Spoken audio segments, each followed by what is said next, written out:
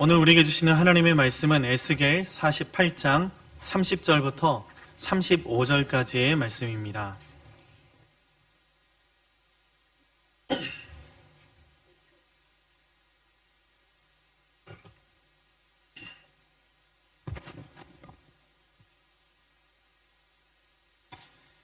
에스겔 48장 30절부터 35절까지의 말씀을 저와 여러분이 한 절씩 교독하고 마지막 절을 함께 읽겠습니다. 저부터 읽습니다.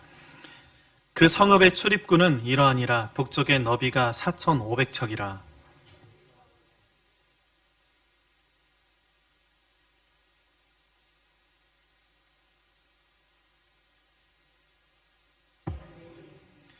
동쪽의 너비는 4,500척이니 또한 문이 셋이라. 하나는 요셉 문이요, 하나는 베냐민 문이요, 하나는 단 문이며,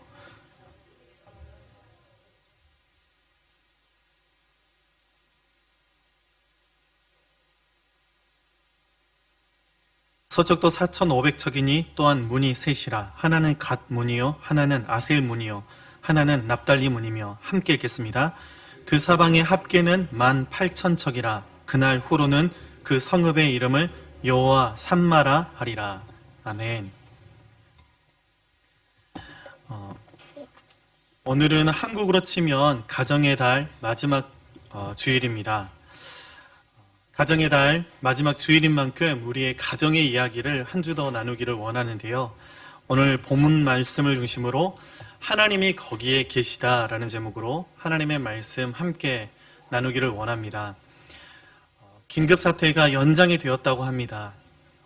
예배도 마음대로 드릴 수 없는 그런 상황이 계속되고 있고, 사랑하는 사람들도 만나기 어렵고, 또 경제적으로 많이 힘들어서 마치 광야를 걷는 것 같은 요즘을 우리는 살아가고 있습니다.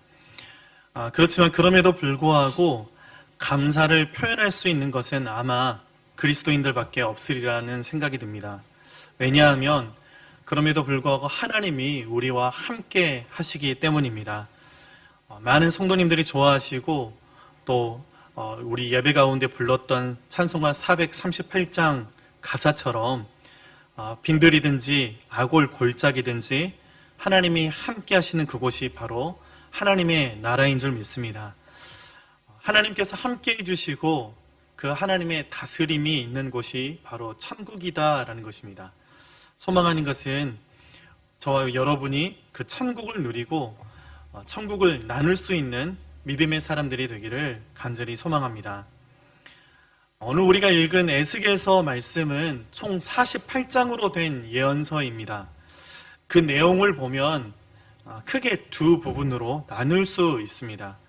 1장부터 32장까지는 심판을 선포하고 있고 33장부터 마지막 장 48장까지는 회복을 선포하고 있습니다. 전반부의 주된 내용은 이스라엘의 죄악으로 인해서 하나님께서 이스라엘을 떠나셨다라는 것이고, 후반부의 주된 내용은 그럼에도 불구하고 하나님께서 자기 백성을 기억하시고 그 백성이 돌이킬 때 하나님이 다시 돌아오셔서 그 백성에게 회복을 주시고 축복하신다라는 내용입니다. 특히 오늘 우리가 읽은 본문 말씀 마지막 48장을 보면 구체적으로 하나님이 파괴되었던 그 예루살렘 성을 영화를 되찾게 해주시고 또 회복하게 되는 것을 에스겔에게 보여주시면서 새로운 예루살렘 성의 이름을 여호와 산마라 할 것이라고 말씀하고 있습니다. 여호와 산마라는 히브리어 단어는 여호와께서 거기에 계시다라는 뜻인데요. 이 에스겔이 보았던 예루살렘이 회복된 그 환상의 핵심이 무엇이었냐 하면 바로 여호와 산마, 하나님이 거기에 계신 것에 있었다라는 것입니다. 오늘 말씀을 통해서 우리가 깨닫고 또 가슴에 새겨야 할 사실이 있는데, 그것은 우리 삶 가운데 하나님께서 여호와 산마해 주시는 것, 바로 하나님께서 거기에 계시는 것이 가장 중요하다라는 것입니다. 오늘 본 말씀은 새 예루살렘 성이 영화롭게 될 것이다 라고 말씀해 주고 있는데요. 바로 그것을 결정짓는 것이 여호와 삼마에 있었습니다. 성벽이 무너지지 않도록 더욱더 강한 화강암으로 견고하게 다듬어서 세웠기 때문이 아니었습니다. 단단하고 좋은 목재인 이 백향목으로 성문을 만들어서가 아니었습니다. 온갖 보석과 금은으로 장식해서가 아니었습니다. 하나님께서 거기에 계실 것이기 때문에 예루살렘 성이 영화롭다라는 것이었습니다. 파괴되기 전에 예루살렘 성은 영화롭지 않았습니까, 여러분? 예루살렘 성은 파괴되기 전에도 참 영화로운 성이었습니다. 특히 이 다윗 왕이 작은 산동네에 불과했던 예루살렘을 이 정치적 그리고 종교적 중심지로 만들었고, 솔로몬 때에는 이 성전까지 짓고 난 후에 더욱더 번성한 문명과 문화를 꽃피웠습니다. 그렇지만 이 다윗 왕이 죽고 난 후에 그리고 솔로몬 그 이후를 보면 이스라엘 백성의 신앙이 이 허울뿐인 종교의식으로 전락했고, 심지어 성전 안에서조차 죄악들이 행해졌다라고 성경은 우리에게 가르쳐주고 있습니다. 그로 인해서 하나님의 진노와 심판이 이스라엘에게 임하게 되었던 것이고, 그래서 예루살렘 성은 바벨론이라는 강대국에 의해서 파괴된 것을 에스겔이 지켜볼 수밖에 없었다라는 것입니다. 그리고 에스겔은 그 성전에서 하나님의 그 영광이 떠나버리는 것을 목격하게 되었습니다. 그렇게 파괴된 예루살렘 성을 하나님께서 다시 회복시켜 주시겠다라는 것이 오늘 본문 말씀인데요. 하나님께서 회복시키시겠다고 하신 그 새 예루살렘 성과 그 이전의 예루살렘 성이 여러분 무엇이 다를까요? 무엇보다도 그 외형적인 그런 모습은 아니었을 것입니다. 그것이 중요한 것은 아니었습니다. 무엇보다 중요한 것은 하나님이 계시고 안 계시고의 차이였습니다.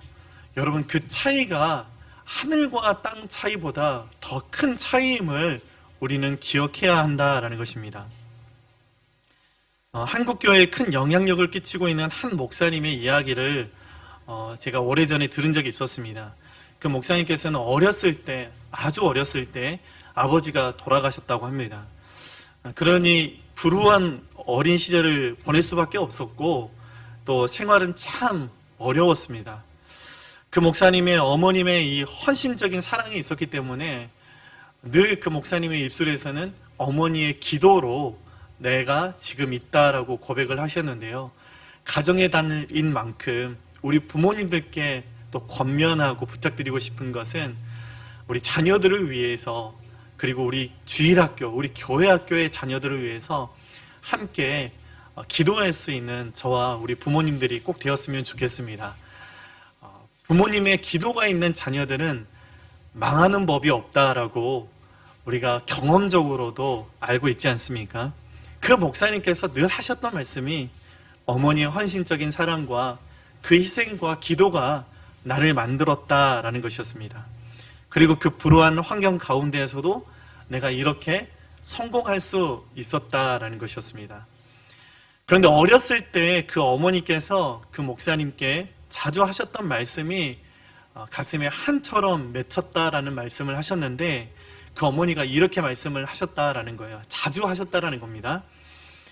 아버지가 아무것도 안 해도 좋으니까 너희 아빠가 저기 안방에 그냥 누워만 계셔도 좋겠다라는 그런 말씀을 어머니가 자주 하시더라라는 것입니다.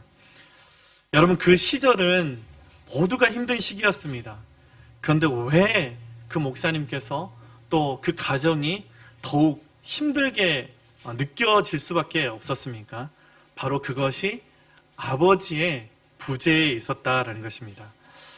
여러분, 한 가정에 아버지가 안 계신 것도 그런데 하나님이 안 계시면 여러분 우리가 어떻게 되겠습니까?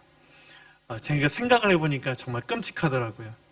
마찬가지로 겉으로는 아무리 영어롭게 보일지라도 하나님이 안 계신 예루살렘 성은 허울뿐인 그런 껍데기에 불과하다라는 것입니다. 반대로 폐허처럼 보일지라도 하나님이 거기에 계시면 영광스럽다라는 것입니다. 광야에서 이스라엘 백성이 텐트 치고 살 때에도 그 텐트 가운데, 그 성막 가운데 하나님이 계시니 그곳 가운데 하나님의 영광이 임하는 것을 이스라엘 백성이 볼 뿐만 아니라 주위에 있는 많은 족속들이 그것을 보았다라고 성경은 우리에게 가르쳐주고 있습니다. 여러분, 교회에서 임재라는 말을 자주 씁니다. 또 개인적으로는 제가 임재라는 찬양을 참 좋아합니다. 여러분, 그 임재라는 말을 우리가 자주 쓰는데 임재라고 하니까 가수 임재범을 생각하시는 분들이 죄송합니다. 네. 임재라는 말이요, 네, 그곳에 특별히 임하여 있다라는 그런 의미를 가지고 있습니다. 여호와 삼마라는 말에는 이 임재의 의미가 더욱더 강조되는 단어입니다. 쉽게 말하면 여호와 삼마는요, 교제의 성격을 띠고 있고 임재보다 훨씬 더 적극적인 활동이 있는 것이고 밀접하게 관계하고 있다라는 그런 의미를 내포하는 단어가 바로 여호와 삼마, 여호와가 거기에 계시다라는 단어인 것입니다. 그러니 여러분, 우리는 늘 하나님의 임재를 사모하는 그런 삶을 믿음으로 살아내야 될 줄 믿습니다. 더 나아가서 하나님, 우리에게 여호와 삼마하여 주십시오라고 구하는 삶을 살아가야 되는 줄 믿습니다. 우리 마음의 중심에 하나님이 여러분 계셔야 합니다. 그런데 왜 삶이 공허합니까? 하나님이 마음의 중심에 안 계시기 때문입니다. 여러분, 참 이상하지 않습니까?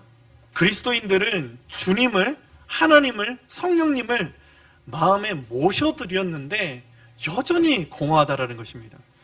여러분, 왜 그렇습니까? 하나님을 모셔드렸지만 하나님을 손님으로 모셔드렸기 때문에 그렇다라는 것입니다. 하나님을 모셔드렸지만 왕진하는 의사 선생님처럼 내가 힘들 때, 내가 아플 때 그냥 모셔드렸을 뿐이지 나으면 빠이빠이 다음에 또 오세요 그랬다라는 것입니다. 하나님을 모셔드렸는데 손님으로 모셔드리고 주인으로 모셔드리지 않았기 때문에 문제가 생겼다라는 것입니다. 하나님을 마음 가운데 모셔드렸다라는 말은 내 인생의 주인이 바뀌었다라는 것입니다. 하나님을 우리의 마음에 모셔드렸다라는 것은 우리 인생의 비전이, 우리 인생의 목표가, 우리 인생의 목적이 바뀌었다라는 것을 의미하는 것입니다. 그러니 우리는 날마다 주님을 우리 마음의 주인 삼고 살아가는 그런 삶을 믿음으로 살아내야 한다는 것입니다. 여러분, 그런데 주님을 내 마음에 그렇게 진짜 주인으로 모셔드렸는데도 하나님의 뜻대로 열심히 살아가고 있음에도 불구하고 하나님의 인도하심의 그 길 위에 서 있음에도 불구하고 일이 잘 안 풀리고 사면이 막힌 것 같지는 않습니까? 여러분, 그럴 때 우리는 어떻게 하는 것입니까? 하나님의 길을 걷고 있음에도 불구하고 고난 가운데, 환난 가운데 여전히 우리가 놓여 있는 것처럼 느껴진다면 여러분, 그 순간에도 여호와 삼마를 우리가 확신하며 나아가야 된다라는 것입니다. 창세기 39장 2절 말씀을 우리 같이 함께 읽어보겠습니다. 화면을 보시고 함께 읽습니다. 시작. 여호와께서 요셉과 함께 하심으로 그가 형통한 자가 되어 그의 주인 애굽 사람의 집에 있으니. 아멘.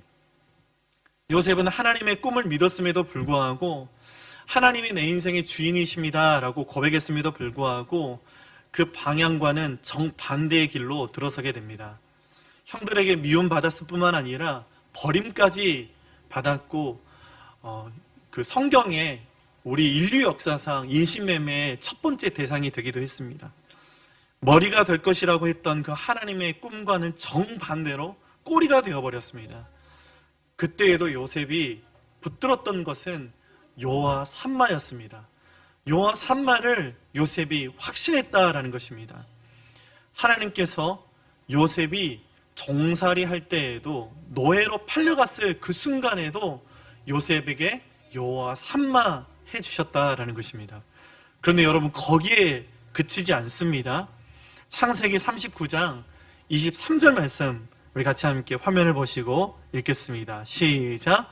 간수장은 그의 손에 맡긴 것을 무엇이든지 살펴보지 아니하였으니 이는 여호와께서 요셉과 함께 하심이라. 여호와께서 그를 범사에 형통하게 하셨더라. 요셉이 비록 노예의 신분이었지만 그럼에도 불구하고 하나님의 뜻을 따랐습니다. 인간적인 방법으로 충분히 출세할 수 있었지만 그렇게 되게 잘생겼고 가진 것도 많았고 또 실력도 있었지만 요셉은 그런 것들을 의지하지 않고 하나님의 뜻을 따름으로 고난받기를 자처했습니다. 여호와 산마를 확신했기 때문에 그럴 수 있었습니다. 오해받아서 누명을 써서 하나님께서 감옥에 요셉이 갇혀 있을 때에도 하나님께서는 요셉에게 여호와 산마해 주셨다라고 성경은 우리에게 가르쳐주고 있습니다. 여러분, 이처럼 성도는 어떤 사람들입니까? 요셉처럼 여호와 산마를 확신하고 여호와 산마를 경험하고 또한 여호와 산마를 보여주는 그런 삶을 살아가는 사람이 바로 성도인 줄 믿습니다. 여러분, 성도들이 다른 사람들로부터 이런 말을 들을 수 있어야 됩니다. 당신을 보니까 하나님이 정말 살아계시네요. 당신을 보니까 하나님이 당신과 함께 하시는 것 같네요. 라는 말을 우리는 들을 수 있어야 된다는 것입니다. 그런데 여러분, 성도에게 있어서 가장 최악이 무엇인지 아십니까? 이런 말을 들으면 성도는 절대 안 되는 것입니다. 당신 때문에 참 교회 가기 싫습니다. 라는 말을 성도들이 듣는 것이 가장 최악의 순간인 것입니다. 인도의 유명한 지도자였던 간디가 이런 말을 했다라는 일화가 참 유명합니다. 간디가 이런 말을 했다고 해요. 그 당시에 영국으로부터 인도가 식민지에 있었기 때문에 많은 영국인들이 와서 인도에 복음을 전했습니다. 교회도 많이 세웠습니다. 그런 과정을 목격했던 간디가 이런 말을 했습니다. 나는 예수는 사랑하지만 그렇지만 기독교인은 정말 싫다라는 그런 이야기를 했다라는 것입니다. 요셉이 여호와 산마를 경험했을 뿐만 아니라 요셉은 여호와 산마를 보여주는 그런 삶을 살았다라고 성경은 우리에게 가르쳐주고 있습니다. 창세기 39장 3절인데요. 우리 함께 읽겠습니다. 그의 주인이 여호와께서 그와 함께 하심을 보며 또 여호와께서 그의 범사에 형통하게 하심을 보았더라. 요셉은 여호와 산마를 확신했고 또 여호와 산마를 경험했고 또 그 주인에게 여호와 산마를 보여주는 그런 삶을 살았다라는 것입니다. 여러분, 생각을 해보십시오. 노예가 그 주인에게 여호와 산마를 보여주었다라는 것입니다. 이게 논리적으로 절대로 맞지 않는 그런 말임에도 불구하고 요셉은 그 주인에게 노예의 신분으로 하나님이 살아계시고 자신과 함께 하시는 것을 보여줄 수 있었다라는 것입니다. 여러분, 여호와 산마는 이렇게 노예가 주인에게 여호와 산마를 보여줄 수 있는 역전하게 하는 능력이 된다라는 것입니다. 또한 요셉이 여호와 산마를 누군가에게 보여주는 것을 성경이 계속해서 말씀하고 있는데 창세기 39장 21절입니다. 우리 화면을 보시고 함께 읽겠습니다. 시작.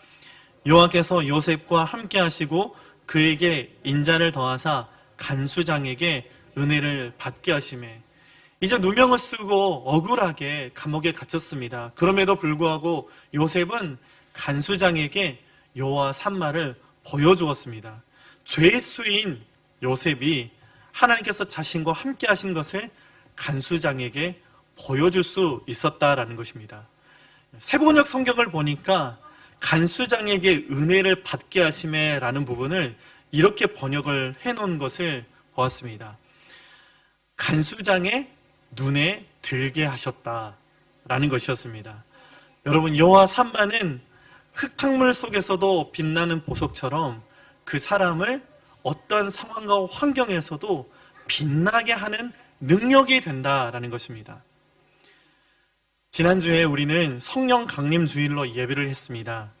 허무한 우리 인생 가운데 우리가 거친 한숨 내쉬던 우리 인생에 성령님께서 오셨다라는 것이었습니다. 여러분, 이 사실에 대해서 고린도전서 3장 16절은 우리에게 이렇게 말씀하고 있는데요. 함께 읽어보겠습니다. 너희는 너희가 하나님의 성전인 것과 하나님의 성령이 너희 안에 계시는 것을 알지 못하느냐. 아멘. 여러분, 우리 인생에 여호와 삼마해 주시기 위해서 성령이 우리 속에 들어와 주셨다라는 것입니다. 요한계시록 3장 20절 말씀처럼 누구든지 문 밖에 서서 내가 문을 두드릴 때 내 음성을 듣고 문을 열면 내가 그에게로 들어가 그로 더불어 먹고 그는 나로 더불어 먹으리라 하시는 말씀이 성령님을 통해서 우리 삶 가운데 이루어지게 해주신다라는 것입니다. 여러분, 이렇게 성령님께서 우리 속에 들어오셔서 떠나지 않으시고 살아주시는 것이 얼마나 축복인지 여러분, 우리가 정말 그렇게 고백하며 나아갈 수 있는 것 같습니다. 고린도후서 4장 7절에서는 또 이렇게 말씀하고 있는데요. 마지막으로 함께 읽어보겠습니다. 시작. 우리가 이 보배를 질그릇에 가졌으니 이는 심히 큰 능력은 하나님께 있고 우리에게 있지 아니함을 알게 하려 함이라. 여러분, 깨지기 쉬운 질그릇 같은 우리 인생의 보배가 되시는 예수 그리스도께서 계시니 우리 인생이 빛나게 된다라는 것입니다. 여러분, 그릇이 중요하겠습니까? 그릇이 무엇을 담고 있는지가 중요하지 않겠습니까? 우리의 빛이 되시고 생명이 되시고 우리의 보배가 되시는 그 예수 그리스도께서, 우리의 능력이 되시는 성령님께서 우리 속에 계시니 우리의 인생이 빛을 발하는 요셉과 같은 인생으로 하나님께서 회복시켜 주신다라는 것입니다. 예전에 이런 노래를 참 좋아했는데 많은 성도님들이 이거 가요 아닌가요? 그렇게 생각하는 노래가 있습니다. 하덕규 목사님이 그 시인과 촌장이라는 그런 그 그룹으로 활동하실 때 가시나무라는 그런 노래를 발표를 했는데, 사실 하덕규 목사님이 참 영성을 가지고 개인의 신앙의 고백을 담아서 만든 가요가 아니라 CCM입니다. 가사를 보면 이렇습니다. 제가 노래를 좀 불러드리고 싶었는데 아침이라서 좀 참도록 하겠습니다. 가사가 이렇습니다. 내 속엔 내가 너무도 많아 당신의 쉴 곳 없네. 내 속엔 헛된 바람들로 당신의 편할 곳 없네.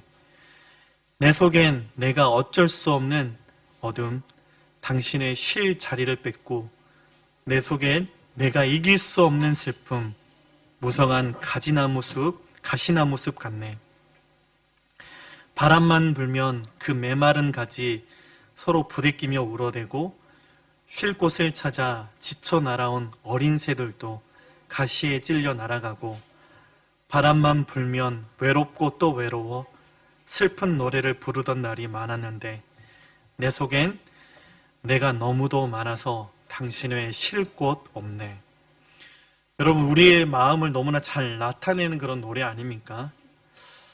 하나님께서 여호와 삼마해 주셔야 되는데 여러분, 우리가 너무나 연약합니다. 우리 안에 어찌 그리 욕심이 많은지 모르겠습니다.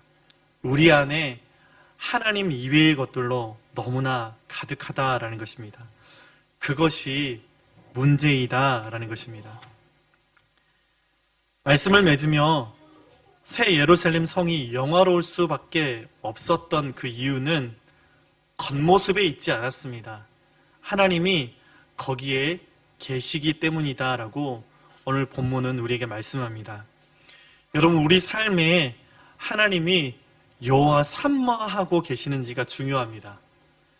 여러분, 우리의 가정이 하나님이 여호와 삼마하고 계시는지가 중요합니다. 여러분, 우리 교회에 하나님의 영광이 떠나지 않고 하나님이 여호와 삼마하고 계시는지가 중요하다라는 것입니다. 그러니 여러분, 날마다 우리는 우리 삶 가운데 여호와 삼마로 채워주시옵소서라고 기도하는 삶을 믿음으로 살아내야 한다는 것입니다.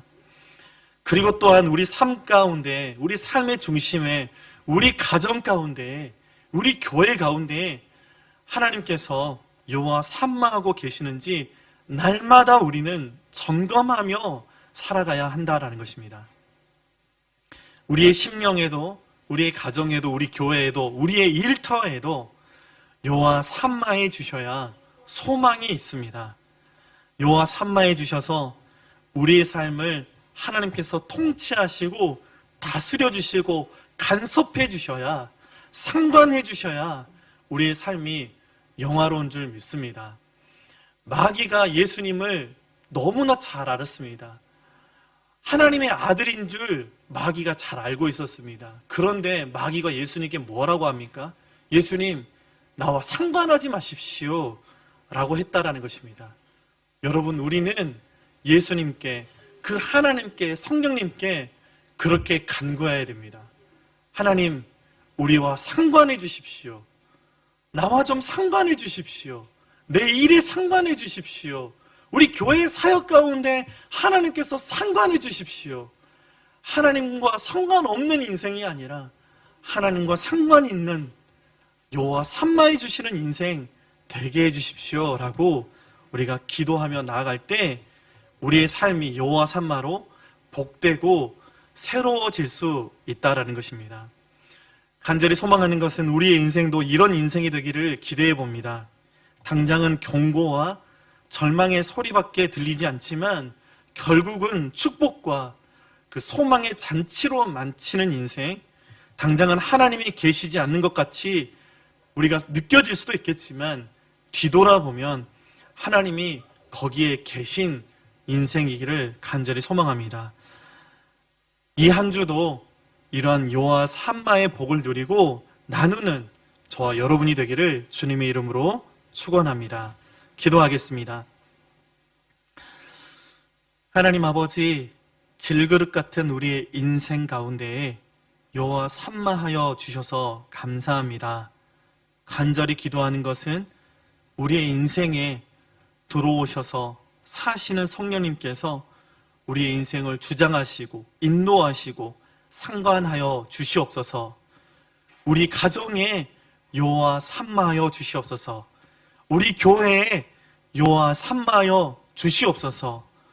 여호와 삼마하여 주셔서 떠나지 마시고 하나님, 우리를 인도하여 주시고 우리의 삶을 주장하여 주시옵소서. 그렇게 하나님이 우리 인생의 주인 되어 주시옵소서. 여호와의 삼마의 복을 누리며 나눌 수 있는 한 주간의 삶, 우리가 믿음으로 살아낼 수 있도록 우리를 도와주시고 인도하여 주시기를 간절히 원하며 예수 귀하신 이름으로 기도드립니다. 아멘.